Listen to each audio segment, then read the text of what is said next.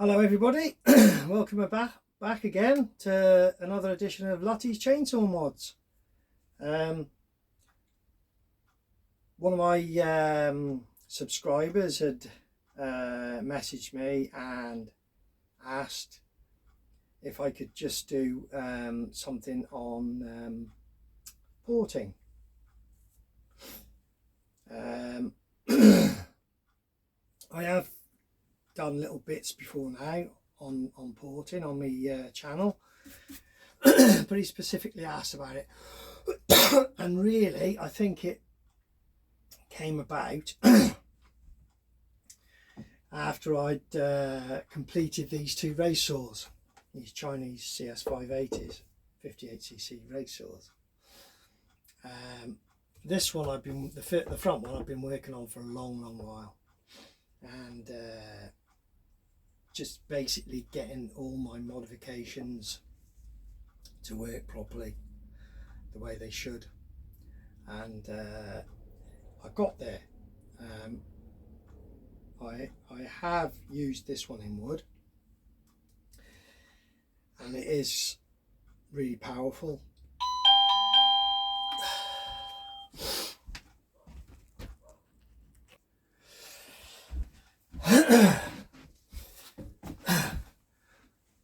Sorry about that, somebody's just called. Welcome back once again to Lutty's Chainsaw Mods. Now, just as I said before, one of my subscribers had asked if I'd do a video on porting, the way I do porting, because at the end of the day there's different ways of doing it and what have you. Yeah, I've just finished this one. I finished this one a long time ago. I've just completed the second one. Now, with porting, you any sort of performance tuning work really, the more you do, the better you get at it. And I know, like, this one is really powerful. It's only 58cc, and I've got an MS362 out there, which a 362C, which is rated at 4.8 horsepower.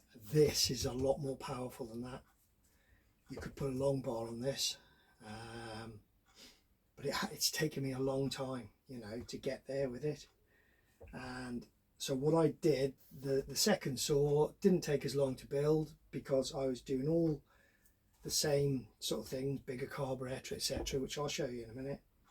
But my porting on the second one is a lot better. It's much more efficient, and you know, it's a screamer, that one is. This one pushes 15,500 RPM with no load on. That one, for a split second, because I haven't run it much, I don't want to blow it up yet, but it just touched 18,250 RPMs for a split second after I was tuning the carburetor obviously and setting the high jet and what have you. And they've got rev counters on them, and it just hit 18,250 RPMs, which these are only rated at 11,000 RPMs, and you know, this one at 15,500 really is sort of the average kind of speed that a racing saw would have. But that one with not out of the wood, sorry, just free revving. I understand obviously that, you know, when it's in the wood it's going to drop quite significantly, but I still think that second saw is going to cut at a higher speed than this one because its top speed is higher, so theoretically it should. But I'm just going to go through what I did really, basically on the second porting job. But initially I'll just show you my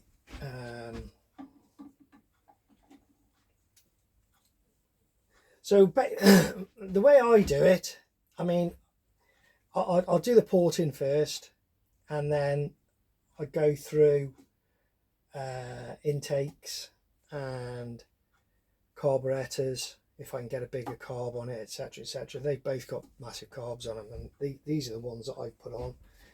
So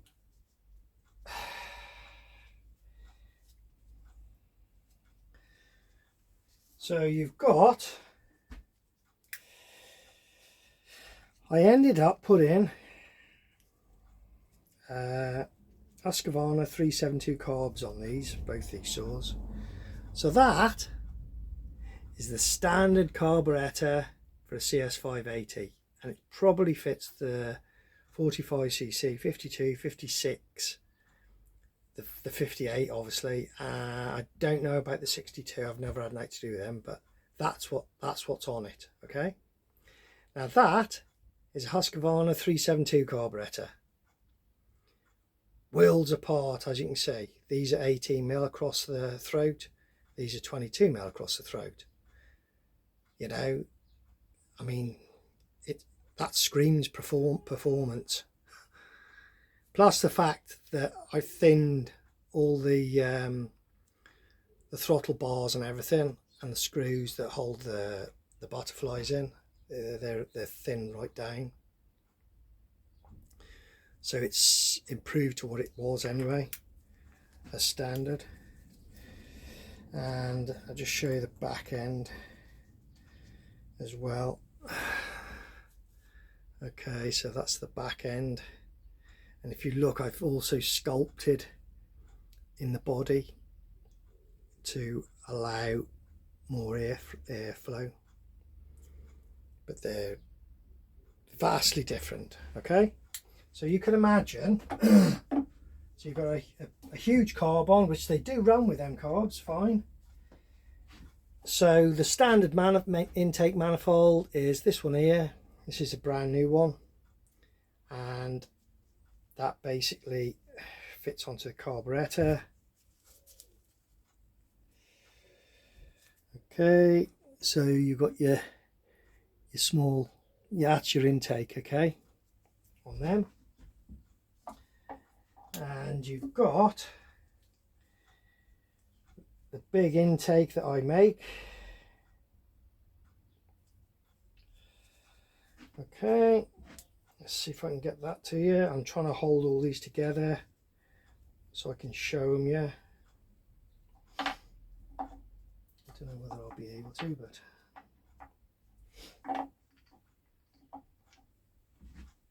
I don't think I can. I might be able to.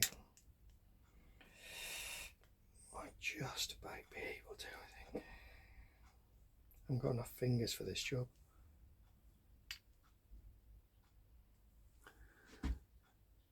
So there's the one,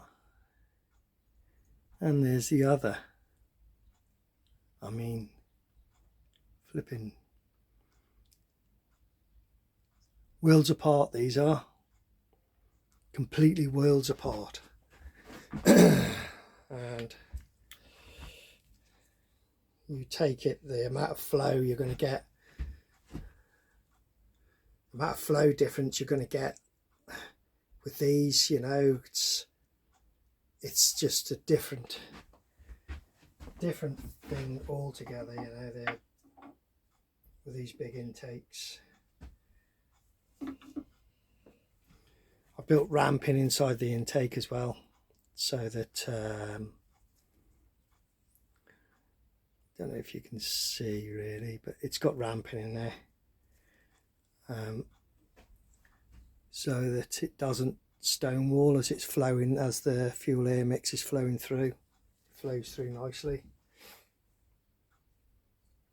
So that's so yeah, big intake, huge carburetor, as opposed to a small intake and a tiny carburetor.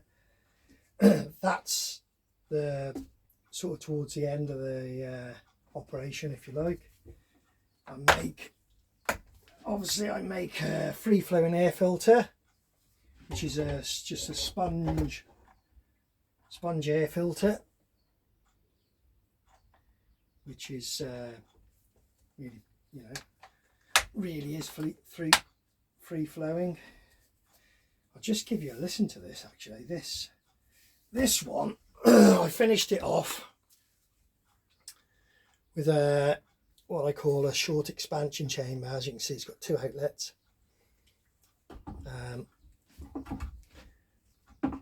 2 big outlets coming out of it. There's a sonic cone built in the front, with one outlet goes through that sonic cone, the other one just goes into the chamber to relieve the pressure in the chamber. But this is a bloody hell of a saw, this is. You should listen to this. Let's see if I can just get it going.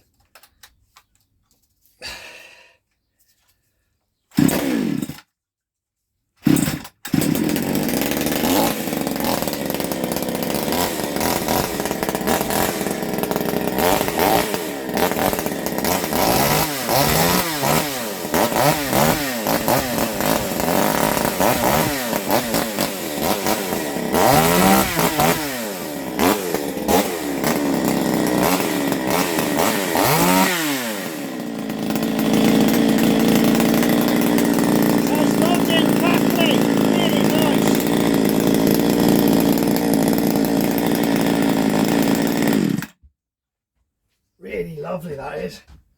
I love the sound of that saw. That I experimented with the exhaust for over a long time. I only had one. Initially I just put a cone on it, kept the standard outlets, and the cone held the power right back. So I knew that the sonic cone was working because I never changed anything else. I just put a cone on the front of the exhaust, you know, cut it away and welded a cone into it. So I know the cone works, and then I just had to develop the piping. I started out with 1 outlet, and then I put 2 in it in the end. That gives more power, much more torque, and it revs more freely since I've put the second pipe in it.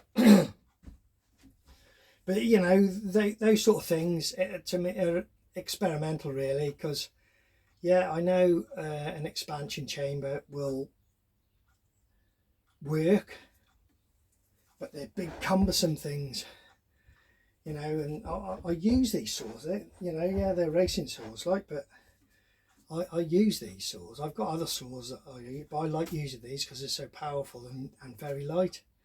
The other one, the faster saw, has got a slightly different.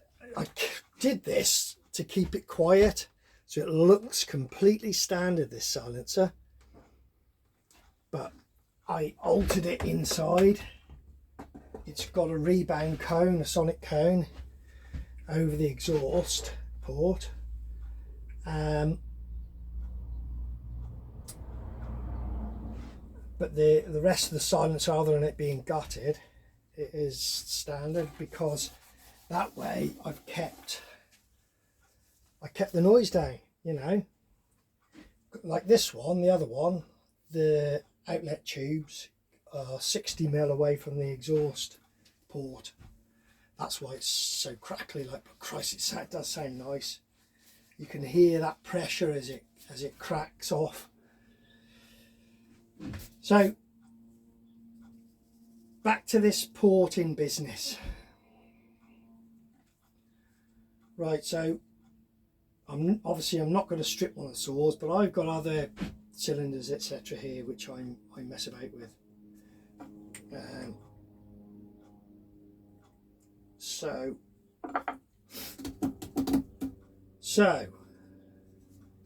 I don't use timing wheels. Okay. Now, I'm not saying it's right or it's wrong to use timing wheels. I don't like using timing wheels, okay? Because it's all very well tuning a saw and altering the timing, the port timing, the way somebody else does one on, I don't know, Husqvarna or whatever. But unless you're building that specific saw, if you're doing another saw, you're not going to know if those timing changes are going to work on your saw. you know, because there are specifics that people say that, yeah, you should have your blowdown set to this, and your intake port timing should be set to that, your transfers should be set to this. And I'm not arguing to say that it's wrong, because it isn't wrong, and yes, it does work. But I'm one of them people, I like to experiment. I like to do things my own way. Okay, so this is my way of doing this, and as I said, it might not be correct, but it's how I do it. I enjoy doing it. Okay, so what I'll do is get a cylinder. Now these have got two cylinders, two different types of cylinders. Get your torch actually, let's see better. So you've got two types of cylinders, okay? You've got one like this, so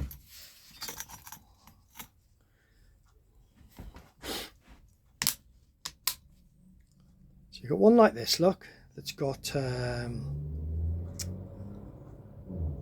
that's your transfers, but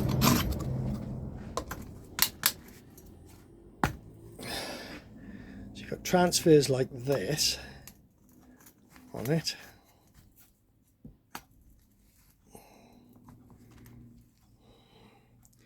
transfers like that on it. Okay, so it's got a divider in between, which basically stops you hanging a ring on the lip. Which, yeah, okay, that's why they've done it. But I thought about this, and the first saw I stripped,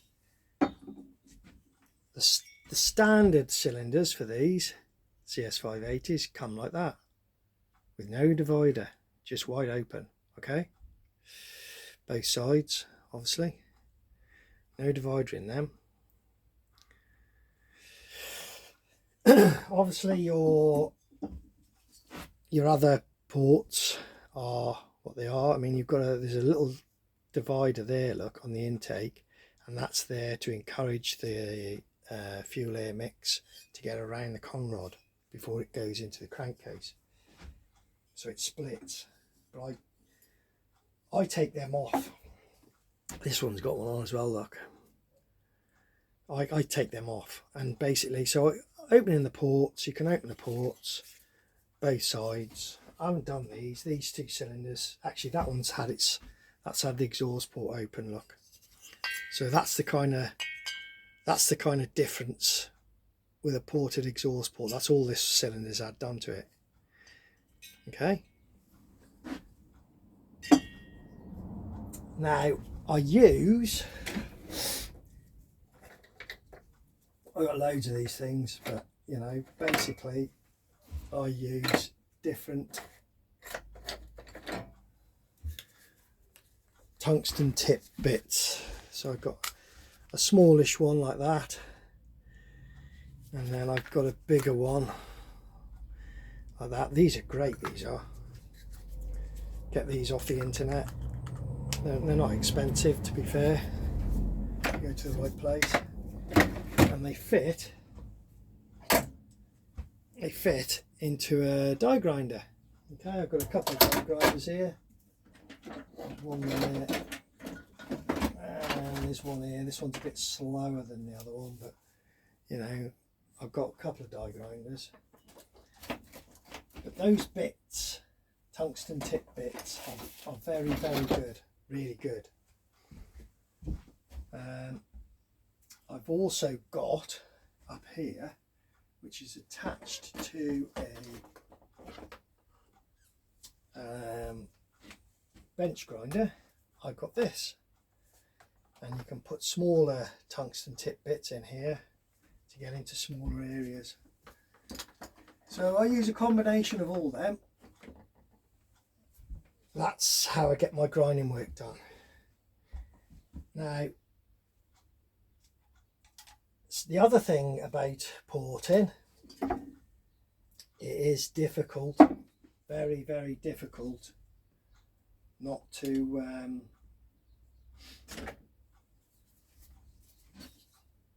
not to make a mistake, okay? Because obviously they're really aggressive, those tungsten tip bits. So, you know, you could be grinding in here. See, I open these up, I widen these, widen them up, and I put like a slope here when I do it. I haven't done this one. Put a slope there so that it can shoot over into the top of the piston, okay? And I widen these slightly. I grind into the side of here, because if you look at that one, see it's on a slope. It's on a slope, so I'll grind into there. Basically what you're trying to do is make and grind all this up here, grind this all out. You want to make it as big as possible without going through the sidewall. There is no real way of doing that. You just got to have a go at it. Now, you can buy cylinders for these Chinese, which is why I only do it on the Chinese. The cheapest I've ever bought one for is £10. But I think now they're more like 15 for the cheaper ones. Maybe 20 at a push. But you get a piston rings, cylinder, gudgeon pin, small end bearing. You get the lot with it. Okay? You get the whole lot with it. So now, okay, so it's easy to make a mistake with this. Like if you're, which I actually, this second saw, the real fast one, that has got a piece of Nickel coating missing. But depending on where it is, it can be okay. Okay, so the big no-nos, if you like, is if you look inside and realistically from the top of your cylinder to, let's say, the top of the exhaust port, maybe, yeah, or just below the top of the exhaust port, really, from the top of the cylinder to the top of the exhaust port. Realistically, I mean, you're only looking at, let's have a look, you're only looking 20 mil roughly. So from the top, 20 mil down, really you don't want to be knocking any part of the Nickel coating off, because that is your compression area. Okay, that's a combustion area, sorry. Now if you knock a piece of Nickel coating off that in the combustion space, then really it's toast, really. You know, it wouldn't, I wouldn't put it on a fast saw. Like, you might be able to use it, but I wouldn't be putting it on a fast saw. Now the fast saw over there, the back one, I chipped it, and I chipped it, I'm just trying to see what you can see here. So I chipped it, I don't know, was it be roughly, I'll put my glasses on so I can see a bit better. I chipped the Nickel coating in one area, and it was roughly somewhere just to the side of the transfer here. There's a, I don't know, perhaps a 2 mil piece of Nickel coating missing. So now if you think about it logically, as the piston's coming down, to pressurize the gases in the case, the gases have to go somewhere because they're being compressed as the piston comes down, and then they shoot up the transfer and onto the top of the piston. Okay. Ultimately, you know, you've got a big space here. There's a big space here. Look, it's completely missing. you know, and it's fine with that missing. So if you did have a little tiny piece of Nickel coating missing along here, really realistically, all it's going to do is some of your fuel air mix is going to try and get past the piston to get to the top of the cylinder where the Nickel coating piece is missing. It's only going to be a tiny bit. That's all it's going to do. It's not going to do anything else. Okay.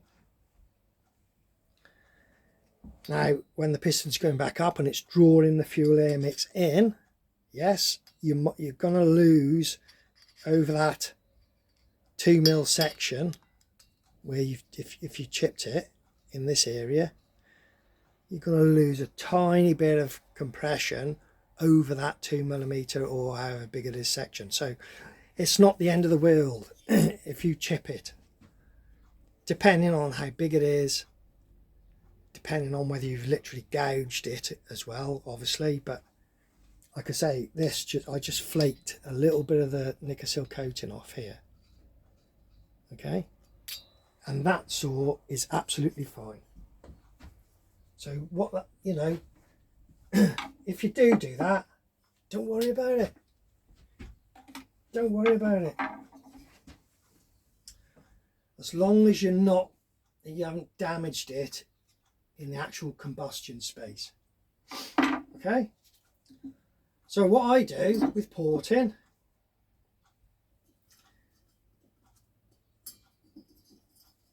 I get a piston ring, stick a ring inside your cylinder, and get a piston, the piston that's meant for it, obviously, and I push it in. Now, for this purpose, I'll just show you blow down. Okay, so you push the ring in with a piston until you can see the ring. You can see it through the exhaust port, and when it's approaching the top of the port, where it's pretty much what they call on blow down, is when you've got a little crack of light. Okay, so I've set that now. Because ultimately, this port timing is all dealt with and adjusted according to where the rings are in the cylinder, you know, because that's the sealing edge. Okay, so what I've done, I've pushed the ring in. I don't know if you're going to be able to see this good, but I'll give it a shot. Let's get another torch on here. I wonder whether another light would help. Well, that helps, doesn't it? So can you see the ring in there? Yeah. Okay, now look. If you look in here, the piston ring is still above the intake port. See? It's above it. But it is just on blowdown, look.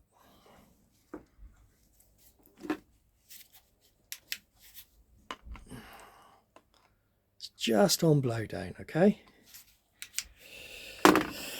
Okay, so so that tells me, because if you look in there and if you measured that, I'd say you've got 3mm. I'd say there's 3mm there. So realistically, you could, in my mind, raise this intake port. Okay, you could raise that intake port by up to 2mm, I'd say, because you don't want the intake port opening just as you've got blowdown, but it should be opening when blowdown is probably got at least 1.5 mm, maybe 2mm. So you can jostle with that and think about it. If you get it wrong, you raise the intake port too much, what's going to happen is the exhaust pressure, the combustion pressure, sorry, is going to blast down into the crankcase through your transfer, okay, and then it'll pressurize back against the carburetor. It'll pressurize the case. So you're going to be losing the turbo effect, if you like. So it won't run properly, okay? So it's a gamble, okay? But like I say, you know, you could still raise that by maybe a mil and a half. I'd say you'd probably be safe on this one, because you would have to have the exhaust open by at least a couple of mil for it to lose the main pressure of your combustion gases as it's fired. Because the idea then, you see, the idea is, as soon as your pressure is gone in that cylinder, the combustion pressure, as soon as it's gone, what it then does, as the exhaust is coming out, behind it you get a bit of a vacuum because it's flowing out at sonic speed. So behind it you get a vacuum. So if you've got your exhaust open and you've also got your transfers open, as the exhaust is ending to come out, if you like, when it's almost finished, you would then get the turbo effect. So you would then get a vacuum in the combustion chamber, which is then going to start drawing up through your transfer. Okay, so it's going to start sucking, basically, once that transfer is opened and your exhaust is opened. You're then, like that kind of thing, the transfer is just open. So once that transfer is just opened, like that, it's going to get drawn, it's going to start drawing up from the crankcase, up the transfers, and into the combustion chamber is going to be your fuel air mix. And this is what you're trying to achieve. It's a bit mystical, really, because it is quite experimental doing things like this. You know, this is why I like doing it this way, not off numbers. So then you'll get that turbo effect. If you get that timing in the right window, you're going to get that turbo effect. Now also, you see, another thing you've got to take into consideration is everything else. So you've got your very free flowing carburetor and intake. So there's no sort of resistance there. That's going to start dragging back into your crankcase, and then eventually you're going to get more fuel air mix in your crankcase. Piston's coming down, pushes the fuel back up onto the top of the piston. Okay, so then the second thing you could do, you see, so let's just say you overdid your timing a little bit, okay, and you thought, oh no, flipping intake's a bit, I've taken up a little bit high. You could then counteract that with putting a sonic cone in your exhaust muffler, which is going to echo. If you put a big enough one in, put a bigger one in, or a more angled one. So instead of having a sonic cone with that sort of angle, you could have a sonic cone with a smaller, tighter angle, and echo the fuel, the exhaust back in. So you're going to be stopping that tail end where it's dragging out the fuel air mix, and push that back in. Okay.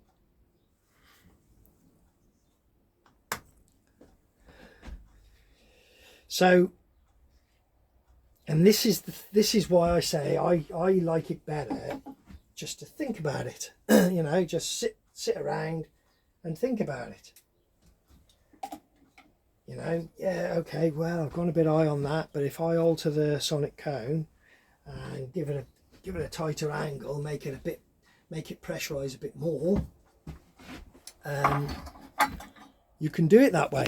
Whoop, almost lost the camera then. You can do it that way.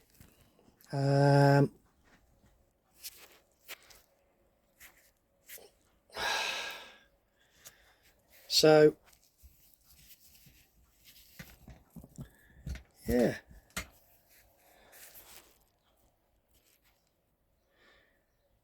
and that's why I like doing it that way, because you can just think about stuff, adjust things, you know, mess about with it, play about, you know, experiment.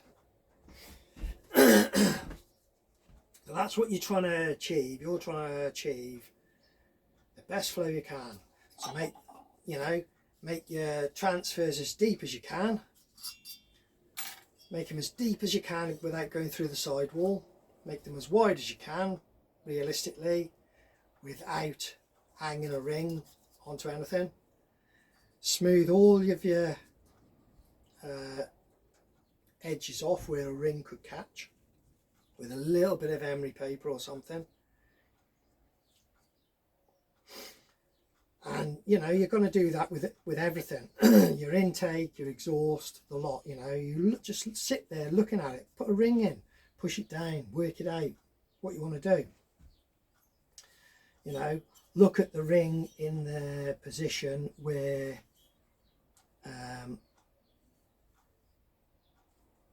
it is starting to push the fuel back up. You know, bring it down a little bit. Look at that, because obviously you don't want that crank pressure to be pushing into the carburetor, do you? You know, so you can alter the timing, so you can raise the roof of your intake port or lower your roof, the intake port. It's usual to lower it, to be fair, because you start raising your intake, which is in there. You start raising the roof of that intake port too much, and that's what it's going to do. It's going to push pressure into your carburetor and out. It'll pop back out through your carburetor. Then the other thing as well, everybody knows that high compression gives you more power. It also gives you more speed, trust me. Because that one there, it's got higher compression than this one here, and it's faster. So you can get someone with a lathe, take your base down, measure your squish. I like to aim for above 0.5 of a millimetre, above half a millimetre just, that one there is spot on. It's 0.75 of a millimetre. This I think is something like 1.2 millimetres. This one is. But when they come standard, they're over 2 millimetres normally. But again, with the Chinese, they're all different. They're not all the same. So you end up putting your cylinder on naked, no gasket or anything, and measure it with a bit of solder through your plug hole. Make sure that when you do measure the squish, you need to be putting your solder across the top of your gudgeon pin, there where the gudgeon pin is, because if you measure it that way, your piston will tip. So yeah, get that down. Either get someone with a lathe or do what I did, make a tool like this so you can sand it down with a drill. Hope that's been helpful to you. Thanks again for watching Lutys Chainsaw Mods, and bye for now.